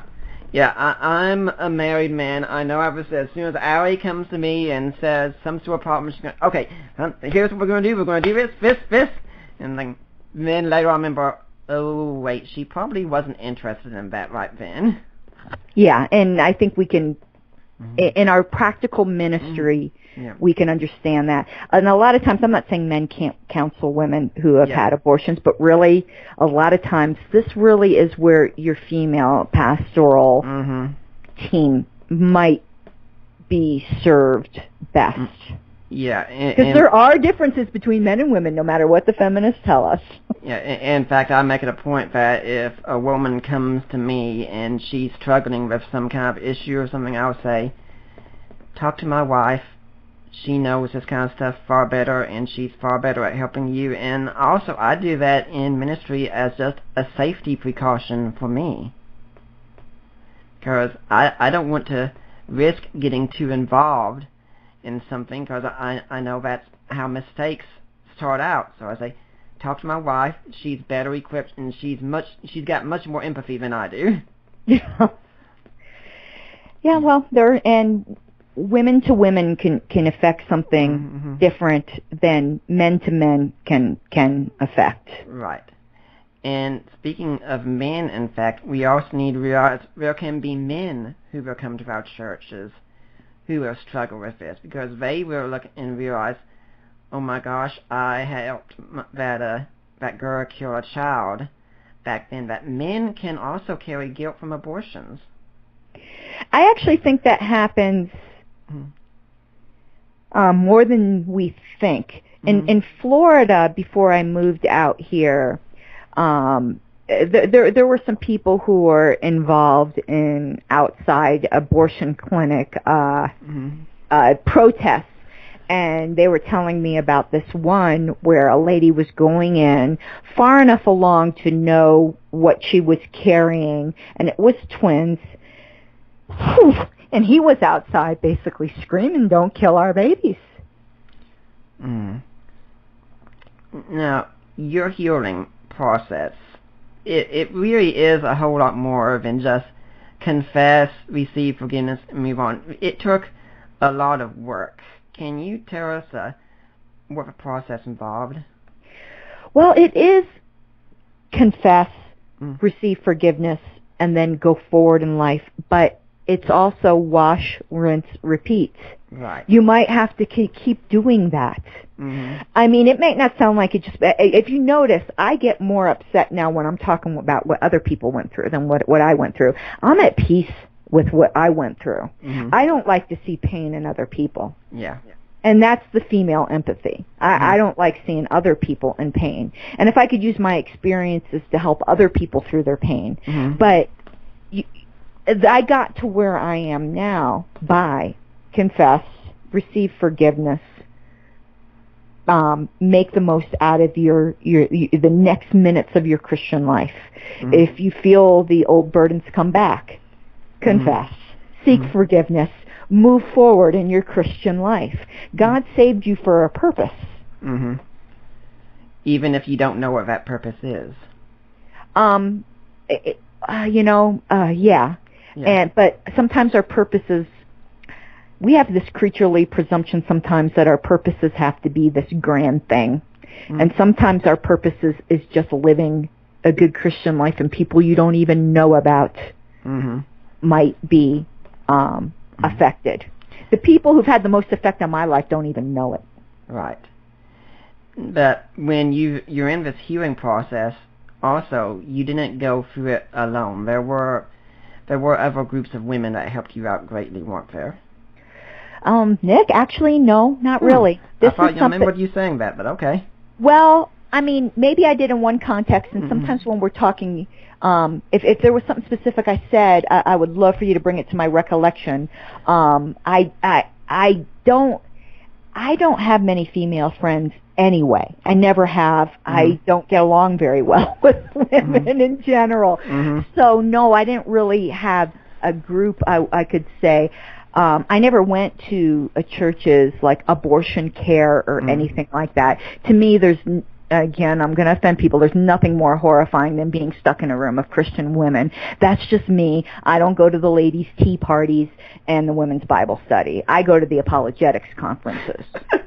Well, Allie joined me for my latest apologetics conference I went to in New Orleans, and yeah, she probably agree with you on a lot of things with women issues, since she says women are usually such drama queens that they drive me crazy. And I'm just not the typical female. I just have different interests. I deviate from the norm, and that's not saying there's anything wrong with the norm at all. So no, I didn't. Maybe online, but not so much in person. I mean, I've had best female friends, and they knew. So maybe if that's who you're counting, I mean, I've had some great female friends, but like groups, or specifically quote-unquote Christian groups, I think they're great for some women. The women who would normally go to the ladies' tea party and they find that nurturing for their soul, they would also benefit. It's not me. Yeah. Well, I remember you mentioning at a T-Web convention, you talked about Rachel's Vineyard, I think it was, for instance. Does that ring a bell? No, it doesn't. No, it doesn't. I mean, I've been involved with various ministries and sites, but most of the stuff I've been involved with, we're talking 15 years after the fact. I understood your question more to be at the time of the realization. So, I mean, maybe you're assigning a weight to something that I don't assign it to. I remember at the T-Web convention, we talked about a site and a group that encouraged women in order to help them let go of their guilt, to name their children Mm-hmm. And I remember that now. Okay. Yeah. That is what I was referring to. Mm-hmm. Some women find that incredibly healing. Mm-hmm. So, there are various steps to healing that a lot of different websites can help with. Mm-hmm. Too many even to name, but some women do find that healing. And I think other women who might find that a little morbid shouldn't be judging these women if that's what they need to heal. Because a lot of women feel like there was this child that never saw the light of day, has no voice, and now doesn't even have a name. And they think that giving a name honors that child, and if that helps the female heal, I'll go for it. And I think that's what we were talking about at T-Web. There's this site where women got tremendous healing by, and if they could remember the day of their abortion, or they picked a random day that they used each year, just like the mother of a 1-year-old that might have lost your 1-year-old. They may still celebrate that 1-year-old's birthday or some other important day. Now, some women find that healing, and they feel as if that honors the human being that was. Mm-hmm. Some people would find that extraordinarily morbid, and I would say that's a your mileage may vary thing. Yeah. And, of course, if a woman needs it, she should definitely go and see a good Christian counselor as well. Yeah, and, those abortion care groups might be incredibly healing for the vast majority of women. Yeah. I think too often in the Christian church we can look down on people getting counseling, or dare I say it, medication. Oh, you know my feeling on that. I'm right with you. For certain issues, and think, you might not want to be dependent on things the rest of your life, and you should strive to move to a point where you don't need these, but there's no guarantee you're necessarily going to get there, so as long as you need them. If they're there and they're helping you, and it's not like you're becoming a drug addict or anything like that, take it. Yeah, I mean, counseling and... Okay, this might be another point of disagreement that you and I have, but maybe not. We'll find out, right? I'm not going to say anything shocking, so don't worry. Secular psychology is not evil. Okay, God gave medical science, be it mental medical science or physical medical science, to us as a blessing. And I don't have any issue with Christians going out there. Sometimes the most qualified counselor for them isn't this lay counselor trained at their local megachurch. Sometimes the most qualified counselor for them is, gasp, shock, horror, a secular counselor that can help them work through their deals. When I was getting counseling for my divorce, I went for a year to a secular counselor and helped me worlds more than any Christian counselor did. Because and they taught me things which actually I think are biblical, which is boundaries. Yeah. Yeah, and that's also a book that we've been recommended to read with some issues that we've had with other people before. I'm sure you're probably familiar with the book. Oh no, both books are excellent. Yeah. But they are specifically Christian books. But yeah. But secular counselors can teach you the same thing. Yeah. And you could go home and read the Bible and apply the Bible things to yourself. We think sometimes that something is not good unless it's draped with the Jesus fish. And God owns this whole creation. Yeah. There is no separation really between the holy and the profane as far as dominion, the dominion of God. Yeah. So just like you wouldn't only get your cancer treated by a Christian doctor, if you've got emotional troubles, it doesn't have, there's nothing mystical or that's something you have to have the incense burning for. Yeah. And this is a big problem. This is my other hobby horse, Nick, and you know it because I suffer from, I haven't in years, thank Jesus, severe clinical depression, and I've been on and off antidepressant medication, and I've gotten the condemnation of the Christian world for it. Yeah, and my wife takes medication for many issues, I'm sure, and I really think it's great that you two get along so well. And when you're talking about this with secular psychology, I really don't have a problem. And my mind's also been about how the early church, they looked at people like Plato, Aristotle, and others said, hey, these are gifts to the church right here. Let's take them. And with secular psychology, I was even talking about this with a secular psychologist on Facebook just a couple of days ago and said, I don't have a problem with a lot of these things. All truth is God's truth. It doesn't matter where it comes from. And, Gary Habermas is a good friend of ours, and I think he had a little something to do with our wedding, maybe just performing it and such. But he deals with doubt a lot. And well, literally, he has a book called Dealing with Doubt. Yeah. And Great book. My copy, what I've got of that, is the one you sent me. And I collect that book and I give them away. Yeah, and it's free for anyone who wants it on his website right now.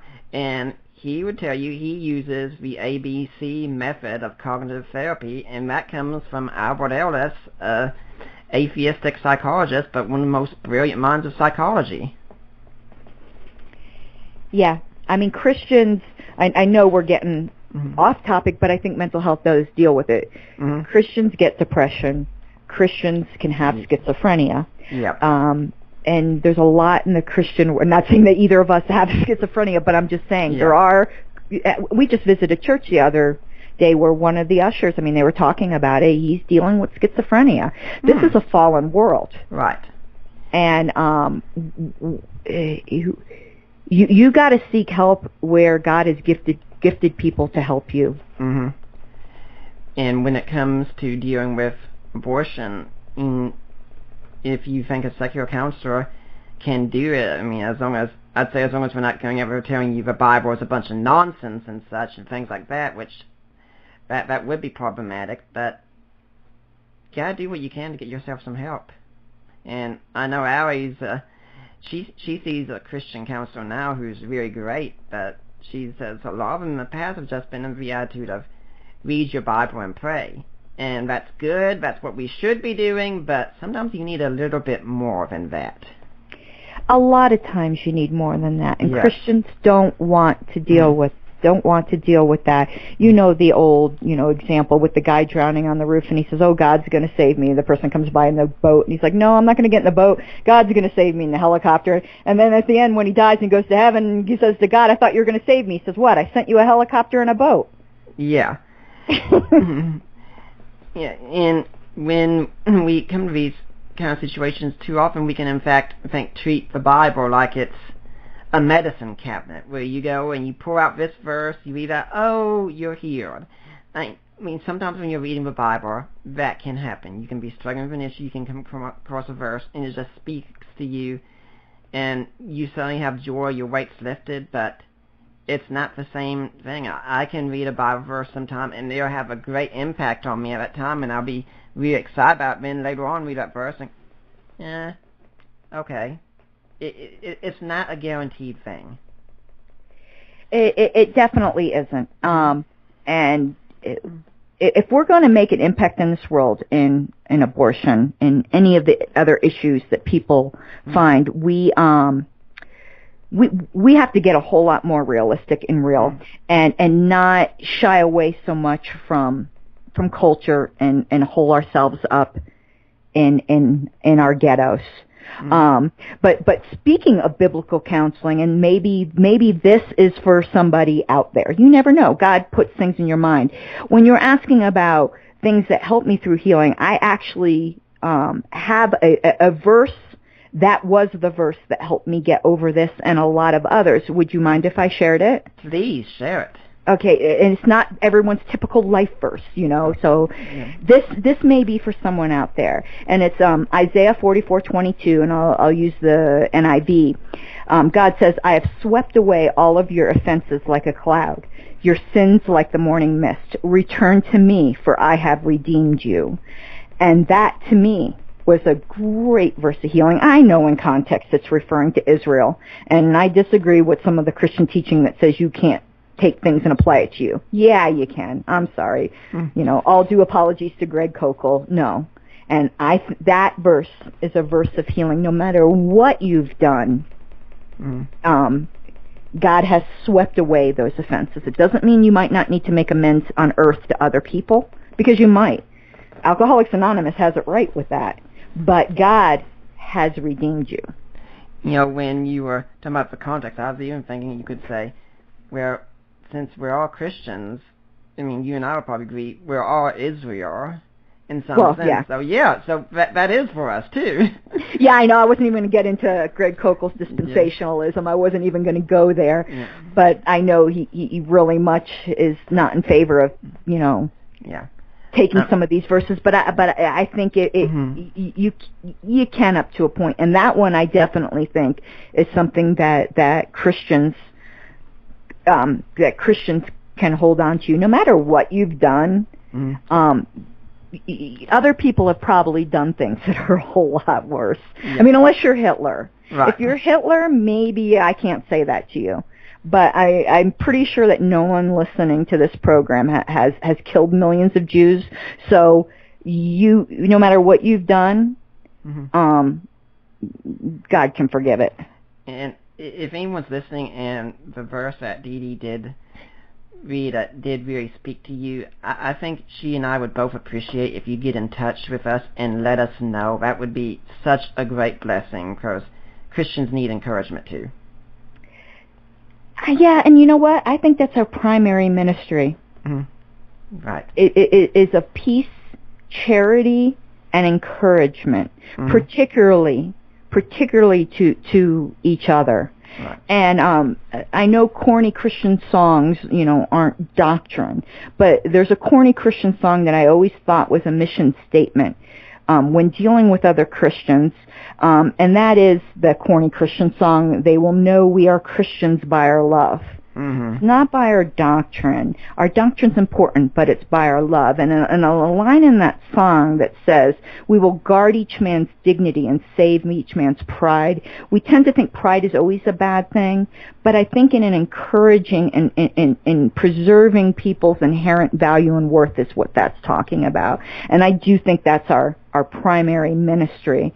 And if we keep that in mind, we will have respect for the unborn. We'll have respect for people who are disadvantaged in some way, be it mental handicaps, be it physical handicaps, because we're all a broken people. I'm also wondering about some throughout here.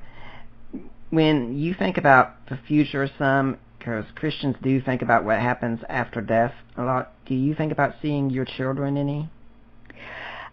Yeah, and I don't have my theology down on that. I think that's I rest on that verse that the judge of all the world will do right. Right. I don't know if we can automatically, and again, my Reformed presuppositions are coming into play, Nick, that we can automatically say that all aborted children are in heaven.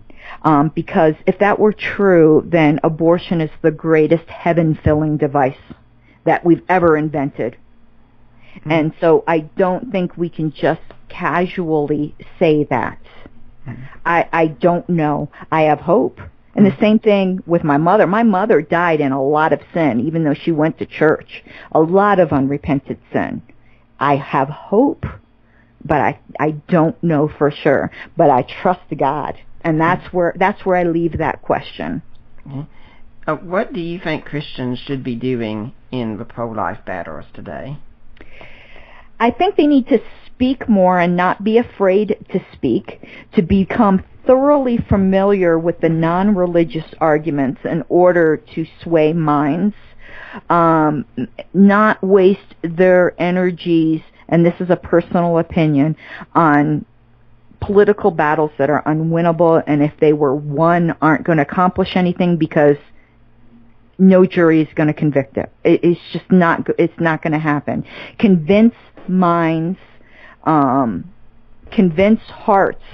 If you could convince every new medical student that abortion was wrong, it would become obsolete through having nobody to perform it. And I know some pro-choice people go, well, women will resort to coat hangers. Well, you want to know what? Murder is illegal, and some people still resort to bludgeoning their spouse to death.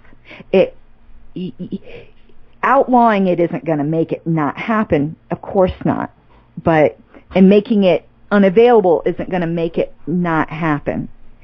But we can change the tide without the government.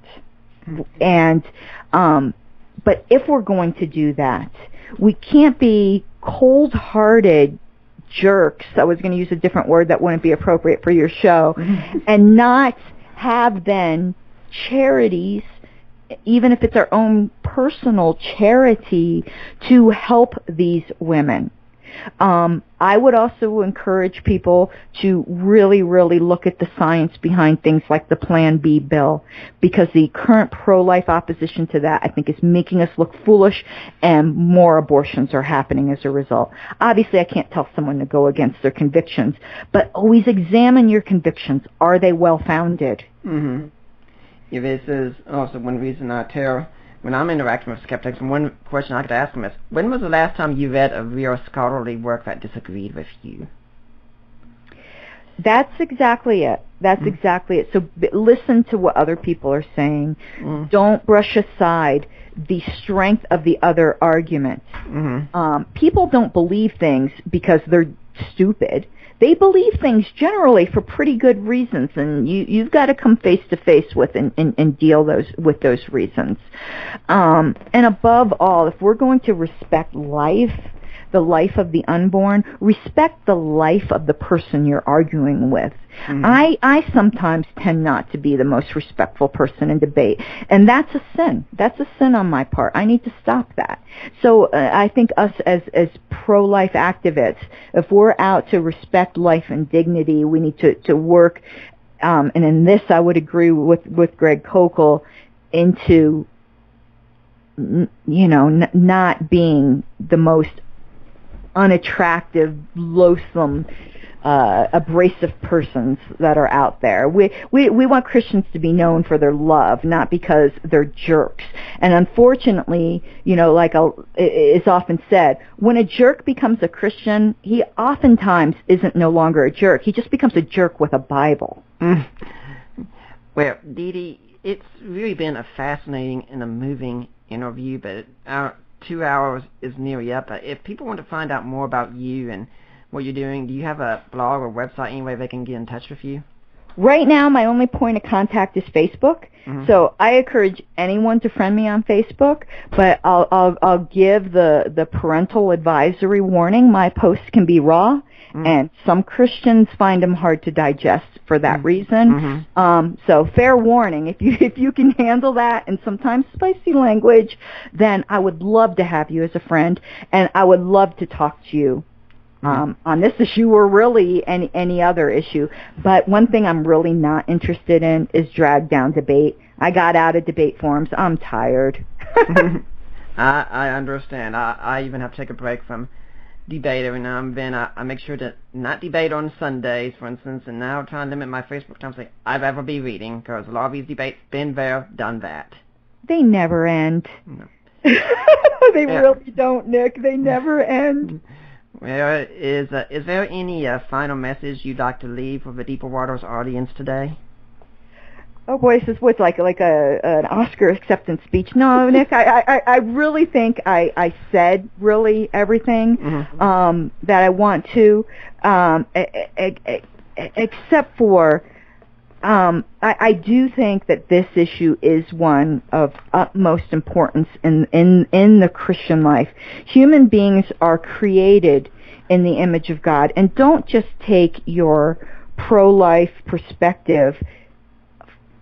Don't just care about abortion, care about getting involved in investing in people's lives all around. There's a reason why the pro-choicers scoff at us and call us fetus worshippers, because that's all we sometimes seem to care about. And I think that's a legitimate criticism, and we need to take that to heart. Well, Dee Dee, it's been wonderful having you on, and I do hope we'll see you again sometime, especially when your book comes out. Yes, but Chris Date has you, I think, beat to the punch. I think he made me promise that he'd be first. I can be second. That's fine. I think he did. I think he extracted that promise from him.